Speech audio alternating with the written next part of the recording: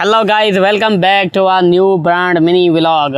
तो काफ़ी दिन से बारिश की मौसम थी, उसके साथ बहुत ही ठंडी हवाएं चल रही थी।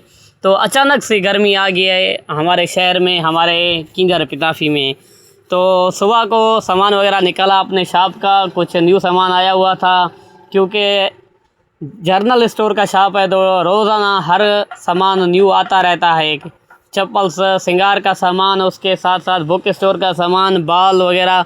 तो सामान वगैरह की सेटिंग की काफ़ी अरसे के बाद हम दोस्त मिले थे आपस में, तो सलाह मशवरा किया कि क्या करें क्या ना करें। तो फिर दोस्तों ने कहा कि और कुछ ना करें, जलेबी और पकौड़ा खाएं।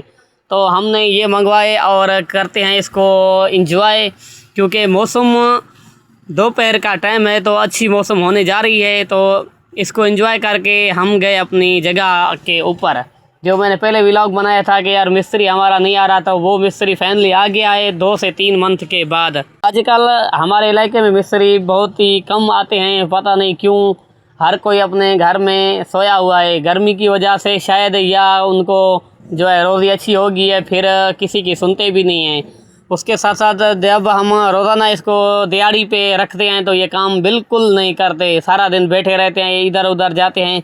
जब ठेके पे उनको जगह दी जाती है तो मुकम्मल 2 से 3 दिन में करके जाते हैं, क्योंकि 4-4 मज़दूर वगैरह भी रखते हैं।